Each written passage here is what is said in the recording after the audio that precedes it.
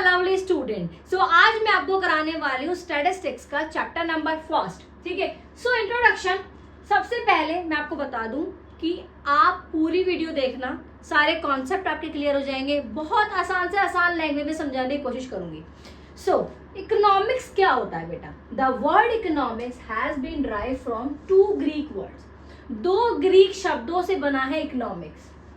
ठीक है, इकोस जिसको बोलते हैं अ हाउस, ठीक है, एंड निमिया जिसको हम बोलते हैं to manage.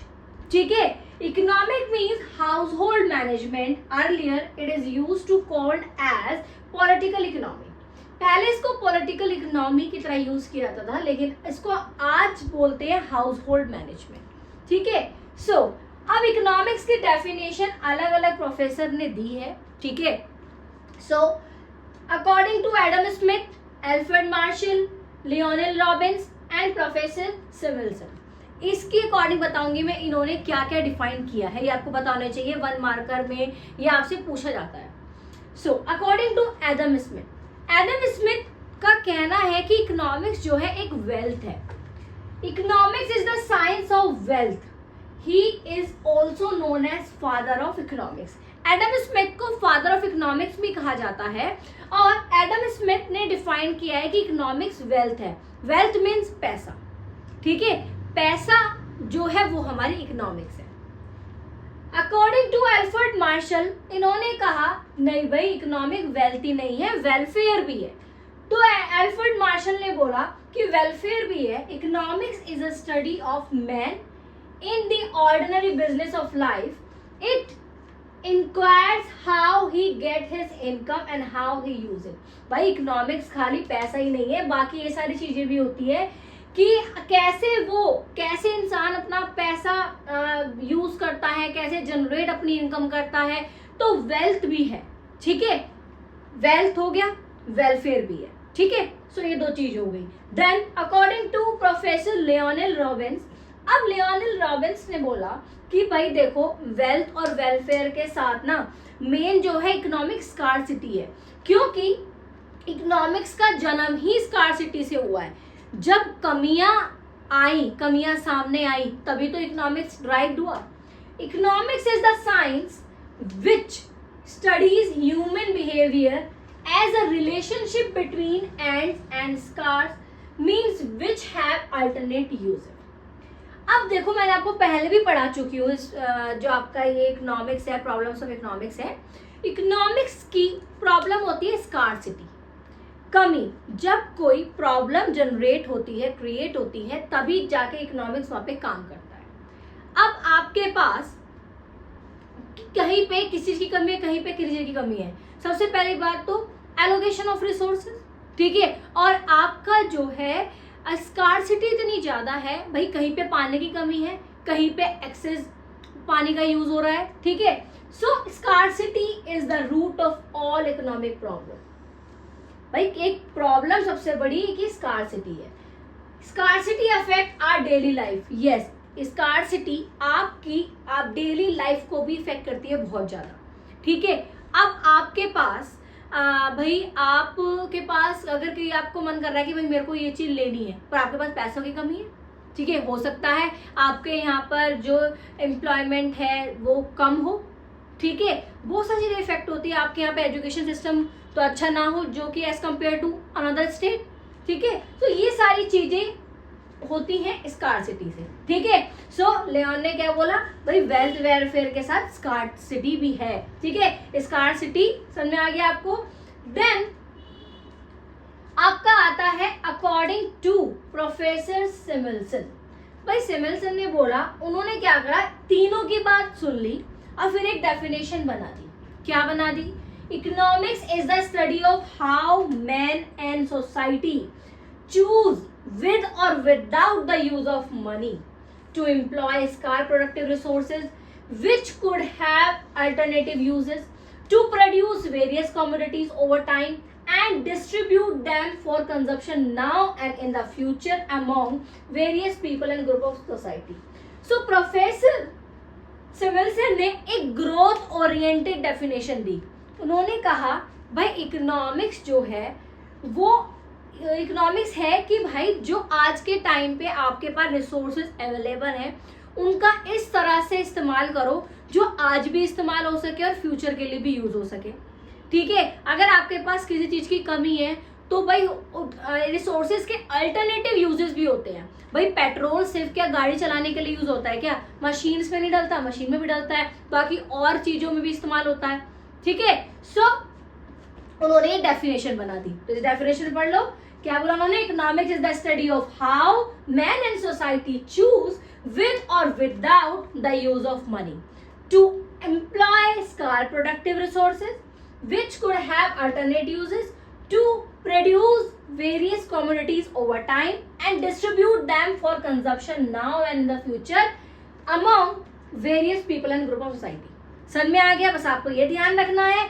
According to Adam Smith ने क्या डिफाइन किया? Wealth. According to Alfred Marshall क्या डिफाइन किया? Welfare. According to professor Lionel Robbins scarcity, and then fourth one is according to professor Samuelson, that is growth oriented definition only.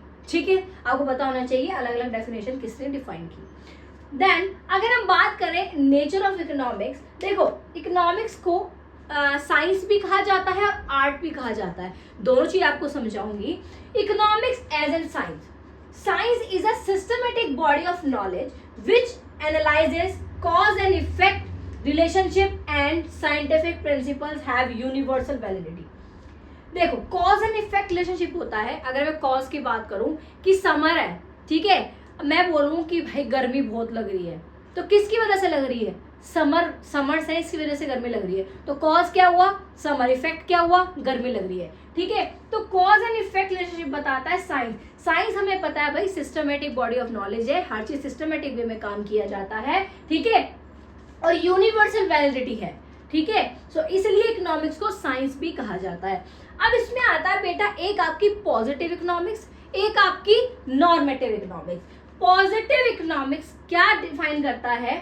It deals with what are the economics problems and how are they actually solved। भाई economics problem actually में क्या है और वो कैसे solve होंगी। ठीक है भाई, अगर मैं बोलूं एक 100 गज का मकान है और वहां पर 50,000 आदमी रह रहे हैं, इज इट पॉसिबल? नहीं है ना पॉसिबल। भाई इतना कम जगह में इतने सारे आदमी कैसे रह लेंगे? सो ये क्या हुआ? एक्चुअल प्रॉब्लम अराइज हुई। ठीक है, तो अब ये कैसे सॉल्व होगी? वो हमारा होता है पॉजिटिव इकोनॉमिक। सुन लो दोबारा, it deals with what are the economic problems and how are they actually solve. Normative economic क्या होता है? It deals with what ought to be और how the problem should be solve. Actual problem क्या है? That is your positive economic. Actually में solve कैसे होगी, क्या कैसे सॉल्व होगी, वो होगी नॉर्मेटिव इकोनॉमिक्स। समझ में आ गया? इसलिए लिखा है इसमें व्हाट ऑट टू बी और how the problem should be solve. कैसे सॉल्व होनी चाहिए भाई, कैसे होगी वो बताओ। समझ में आ गया? देन आपका आता है इकोनॉमिक एज एन आर्ट। भाई इकोनॉमिक आर्ट भी तो है, क्योंकि सबका देखने का नजरिया अलग अलग होता है। अगर मैं बोलूं मेरे हिसाब से स्कार्सिटी क्या है, मैं बोलूं अनएम्प्लॉयमेंट है, जो जॉब्स हैं वो नहीं मिल रही है लोगों को। ठीक है भाई, किसी के लिए हो सकता है जो ये इकोनॉमिक प्रॉब्लम है वो देख रहे हैं कि भाई प्रॉब्लम है कि लोगों को जगह नहीं है रहने की, लैंड प्रॉब्लम है। सो सबका नजरिया देखने का अलग अलग होता है, इसलिए बोला गया economics as an art. Definition पढ़ लो, it refers to skillful and personal application of systematic knowledge to bring desired result. It can acquire through study, observation and experience. Similarly, economics also require human imagination, the practical application of laws and principle and theory। ठीक है, human imagination भी तो आता है ना economics में, ऐसे ही art में होता है। ठीक है, तो ये सारे टॉपिक बेहतर बहुत इंपॉर्टेंट है, स्टार्टिंग से बेस बना के चलेंगे, आगे प्रॉब्लम नहीं आएगी। ठीक है, सो अगर हम बात करें इकोनॉमिक्स कैसे डिफाइंड हुआ, इकोनॉमिक्स क्या हुआ? इकोनॉमिक्स क्या है? इकोनॉमिक एंड स्कार्सिटी है। ठीक है। सो लिमिटेड रिसोर्सेज में भी हम कैसे उसको इस्तेमाल करते हैं, क्योंकि रिसोर्सेज के अल्टरनेटिव यूजेस होते हैं, ठीक है। इकोनॉमिक्स, और ये ध्यान रखना किस किसने क्या डिफाइन किया है, नेचर क्या है इकोनॉमिक्स का, इकोनॉमिक साइंस भी है क्योंकि सिस्टमेटिक बॉडी ऑफ नॉलेज है, इकोनॉमिक आर्ट भी है क्योंकि ह्यूमन इमेजिनेशन चाहिए होता है, ठीक है, स्किलफुल इसके अंदर है, और सबका देखने का नजरिया अलग अलग होता है। Positive economic, normative economic. Positive economic क्या है कि पॉजिटिव इकोनॉमिक की प्रॉब्लम एक्चुअली क्या है, normative economic problem actually solve कैसे होगी, ठीक है। तो आई होप आपको ये टॉपिक क्लियरली समझ में आ गए होंगे। सो बेटा अब हम पढ़ेंगे economic and non economic activity. सबसे पहली बात तो all human beings are engaged in some activity or other in order to satisfy their wants और डिजायर। देखो सारे ही ह्यूमन बीइंग्स किसी ना किसी एक्टिविटीज में एंगेज्ड हैं, कोई अपनी वांट्स और डिजायर पूरा करने के लिए, सेटिस्फेक्शन पूरा करने के लिए, ठीक है। तो सभी एंगेज्ड है, चाहे वो इकोनॉमिक एक्टिविटी में हो चाहे वो नॉन इकोनॉमिक एक्टिविटी में हो। तो ह्यूमन एक्टिविटीज आपकी दो आती हैं, first is economic activity, second is non economic activity. Economic activity में आपका आता है जो पैसा कमाने के लिए एक्टिविटीज की जा रही है, ठीक है। बट नॉन इकोनॉमिक एक्टिविटीज के अंदर आता है जो सेटिस्फेक्शन के लिए एक्टिविटीज की जा रही है, ठीक है। So first is economic activities. It refers to those activities which are undertaken to earn a living, ठीक है भाई, जो अपना आप रहने के लिए, घर के लिए, खाने पीने के लिए, रोटी कपड़ा मकान के लिए पैसा कमा रहे हो, ठीक है, for the purpose of earning money, these activities are called economic activities. तो इसके अंदर क्या क्या आता है बेटा, आता है कंजप्शन, प्रोडक्शन, डिस्ट्रीब्यूशन। कंजप्शन आपके पास, चलो ठीक है, आप कोई सामान मतलब बेच रहे हो, ठीक है, आप जब तक आपके पास वो पैकेट्स रखे हैं, ठीक है, जब तक किसी ने कंज्यूम नहीं किए हैं, खा नहीं लिए हैं, तब तक वो इकोनॉमिक एक्टिविटी नहीं कहला पाएगा, क्योंकि कंजप्शन कहता है it is an economic activity which deals with the use of goods and services for the satisfaction of human wants, ठीक है। फॉर एग्जाम्पल आप चॉकलेट्स की फैक्ट्री, आपकी चॉकलेट बना रहे हो, ठीक है, आपकी शॉप है, आप जब तक आपकी शॉप पे वो सारा चॉकलेट्स रखी हैं तब तक वो कोई एक्टिविटी नहीं है। जब कोई कस्टमर आएगा, उसको खरीदेगा और खा लेगा, तब वो कंजप्शन कहलाएगा, तब वो इकोनॉमिक एक्टिविटी कहलाएगी, ठीक है। So it is the economic activity which deal with the use of goods and services for the satisfaction of human wants. Second is production. It is the process of converting raw material into finished goods. Production क्या होता है भाई, आप किसी भी चीज की, आपकी फैक्ट्री है, आप किसी भी प्रोडक्ट में डील कर रहे हैं, एक ऐसा प्रोसेस, आप रॉ मटेरियल को इकट्ठा करेंगे, then you will convert them into finished goods, ठीक है। फॉर एग्जांपल आपकी कपड़ों की फैक्ट्री है, आप धागा खरीदोगे, मशीन खरीदोगे, कपड़ा खरीदोगे, थान खरीदोगे, तब जाकर इन सबको मिलाकर इनकी मैन्युफैक्चरिंग होगी, देन एक फिनिश्ड गुड कपड़ा बन के आएगा, ठीक है। सो प्रोडक्शन में क्या हुआ, it is the process of converting raw material into finished goods. Third is distribution. It is that economic activity which studies how income generated is distributed among these factor of production. भाई जो income generate हुई है वो कैसे इन factor of productions में distribute होगी, ठीक है। क्या हुआ ये डिस्ट्रीब्यूशन। अगर हम बात करें non economic activities, non economic activities कौन सी होती हैं, जो आप पैसा कमाने के पर्पज से नहीं करते हो, जैसे चैरिटेबल एक्टिविटीज में आता है आपका, आपने ब्लड डोनेशन किया, ठीक है, free education to needy student, भाई जो कोई पैसा नहीं भर सकता अपने पढ़ने के लिए, उसको आपने पढ़ा दिया, ठीक है, उसको पढ़ाने के लिए आपने पैसा दे दिया। मतलब आप पैसा कमाने के लिए नहीं कर रहे हो, ठीक है, अपनी सेटिस्फेक्शन के लिए कर रहे हो कि हाँ मुझे अच्छा लगेगा अगर कोई बंदा पढ़ लेगा, अगर मैं इस काबिल हूँ कि मैं बच्चों को पढ़ा सकती हूँ फ्री में, तो I will definitely go for it, ठीक है।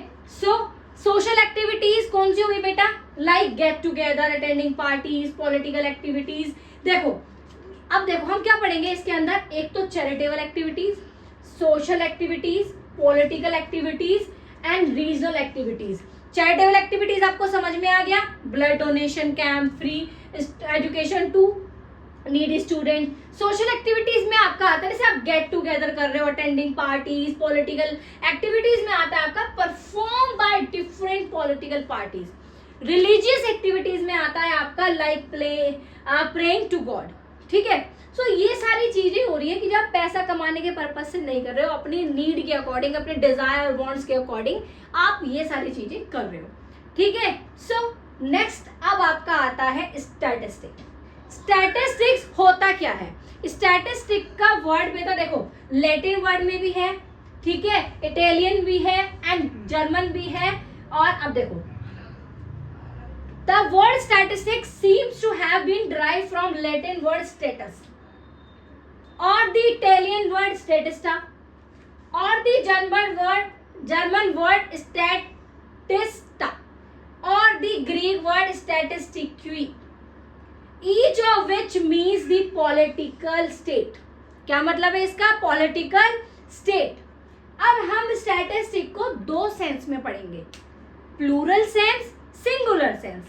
Plural sense it means a collection of numerical fact. इसके अंदर बहुत सारे न्यूमेरिकल्स वैल्यू, सब न्यूमेरिकल इंफॉर्मेशन आपको मिलेगी अगर हम प्लूरल सेंस से बात करते हैं।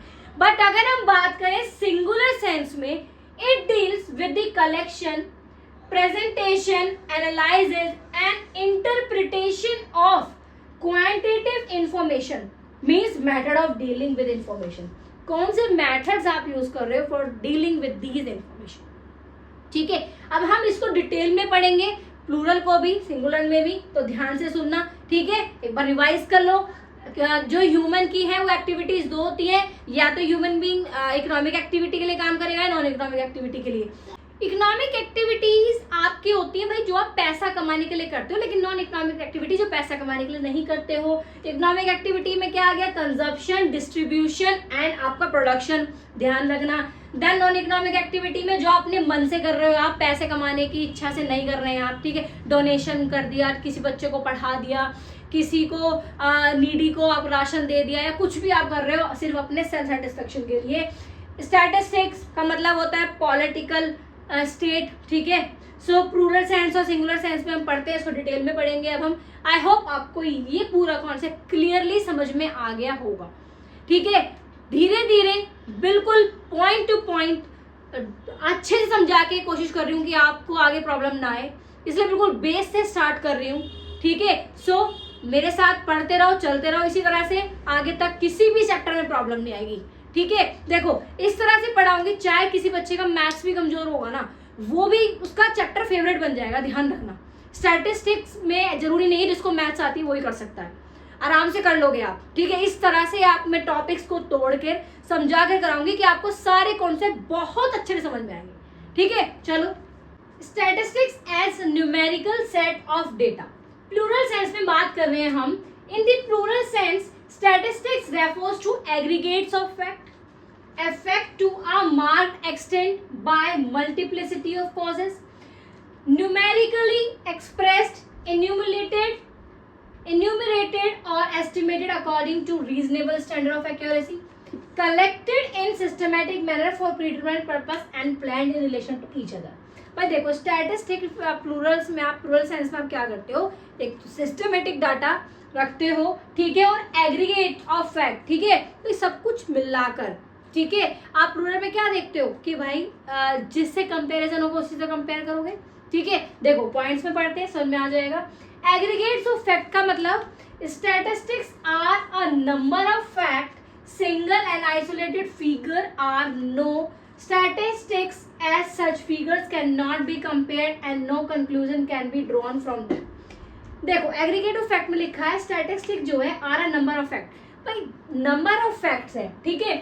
Single and isolated figure are no statistic as such figure can not be compared, ठीक है। अब देखो अगर हम सिंगल एंड आइसोलेटेड फिगर ले, फॉर एग्जाम्पल अगर मैं किसी की बात करूंगी, भाई एक अंकल हैं, उनकी एज 50 साल है, ठीक है, और अगर दूसरी साइड बात करें भाई 50 लोग हैं, उनकी एवरेज एज मतलब मान लिया एक एज के ग्रुप के हैं, उनकी 70 है, तो जो वो 70 ईयर्स है, ठीक है, वो हमारे स्टैटिस्टिक है, क्योंकि एग्रीगेट को सबको मिलाकर हम बात कर रहे हैं, सिंगल बंदे की बात नहीं होगी, ठीक है, एग्रीगेट की बात होगी, सबको मिलाकर बात होगी, ठीक है, एक बंदे की एज फर्क नहीं पड़ता, ठीक है। सो ये हमारा aggregates of fact. Affected by multiplicity of causes, yes, बहुत सारे कॉजेज से इफेक्ट होता है। Numerical figures data are influenced by variety of factors, it is not an easy job to study the effect of any of one factor separately by ignoring other factor। देखो ये इतना आसान नहीं है कि आप की स्टडी कर रहे हो फैक्टर्स, इफेक्ट उनका क्या है, ठीक है। सो ये बहुत ज़्यादा जरूरी है कि जो भी आप कंपैरिजन कर रहे हो एक सेम एज ग्रुप का या फिर सेम उस चीज को करो, ठीक है, क्योंकि बहुत सारी चीज के बहुत सारे कॉजेज होते हैं। स्टैटिस्टिक्स आर न्यूमेरिकल एक्सप्रेस, ये स्टैटिस्टिक्स में आप हर एक चीज न्यूमेरिकली में लिखते हो, ठीक है, न्यूमेरिकल एक्सप्रेस होता है। The statistical approach to a subject is numerical, so any fact to be called statistics must be numerically और क्वांटिटेटिवली एक्सप्रेस्ड। अगर आप किसी चीज को कहोगे कि भाई ये स्टैटिस्टिक है, तो वो या तो न्यूमेरिकली प्रेजेंट होना चाहिए या क्वांटिटेटिवली एक्सप्रेस्ड होना चाहिए, ठीक है। Statistics should be collected with reasonable standard of accuracy. भाई स्टैटिस्टिक्स में आप जो भी डेटा कलेक्ट कर रहे हो वो रीजनेबल स्टैंडर्ड की एक्यूरेसी होनी चाहिए। इन statistics data is collected with reasonable standard of accuracy, ठीक है, समझ में आ गया।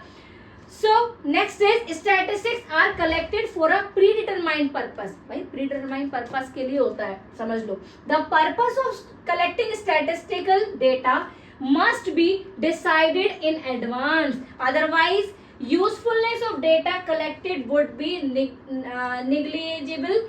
Data collected in an unsystematic manner and without complete awareness of the purpose will be confusing and cannot be made on the basis of valid conclusion। अब देखो इसमें लिखा है कि आप स्टैटिस्टिक जिस चीज का भी डेटा आप कलेक्ट कर रहे हो, जो भी आपका पर्पस है वो आपको पहले पता होना चाहिए।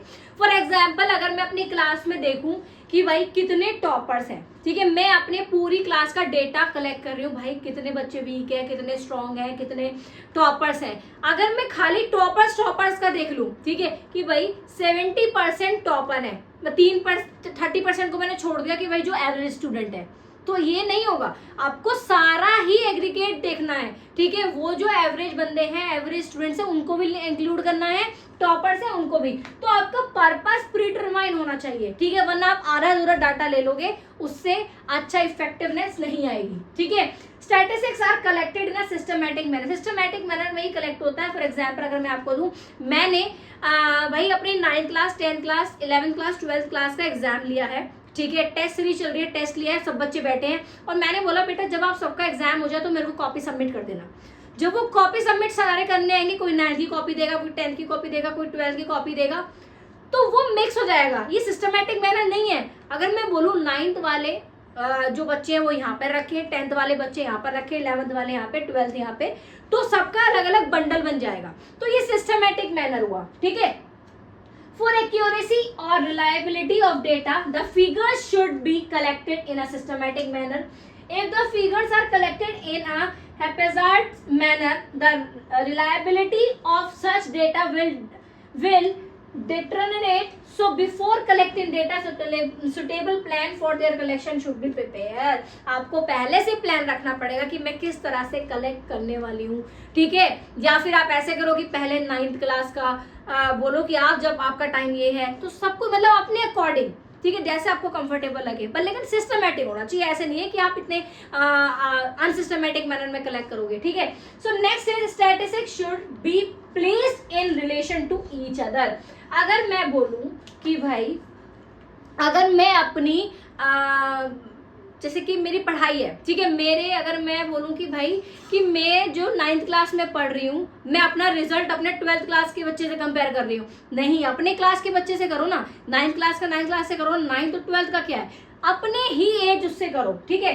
सो collection of statistical data is generally done with with a motive to compare, ठीक है। तो कंपेयर करने का भी आपका एक तरीका होना चाहिए। अब मैं बोलूं कि आपको अपनी हाइट ना घर से आपकी घर की हाइट है उससे नापनी है, क्या सही रहेगा? सबकी हाइट अलग अलग होती है, तो आपको अपने ही एज ग्रुप के बंदों से अपनी हाइट मेजर करनी चाहिए। तो ये कैरेक्टरिस्टिक्स हैं आपके स्टैटिस्टिकल, आपके प्लूरल सेंस में, ठीक है। आई होप आपको ये पूरा जो चैप्टर में मैंने आप समझाया वो समझ में आ गया होगा। ये आपका पार्ट 1 है। पार्ट 2 में मैं आपको सारे बचे हुए टॉपिक सारे करा दूंगी। आई होप बेटा आपको सारे टॉपिक क्लियरली समझ में आ गए होंगे। अगर कहीं पे भी आपको प्रॉब्लम आ रही है, आप किसी भी टाइम मेरे को कमेंट करो, मैं रिप्लाई करूंगी। मैं आपका जो भी कंफ्यूजन है, जो भी क्वेरी है वो क्लियर करूंगी, ठीक है। So I hope you like it. I hope आपको सारे टॉपिक क्लियर हो गए होंगे। So please do like share comments on my video. अपने दोस्तों में शेयर करो जिससे उनको भी इजी कंसेप्ट समझ में आ जाए। तो thanks for watching, all the very best मेरे बच्चों। मेहनत करते रहो, लगन लगा के पढ़ाई करते रहो, एक दिन सक्सेस आप बहुत जल्दी होंगे, ठीक है। So thanks for watching.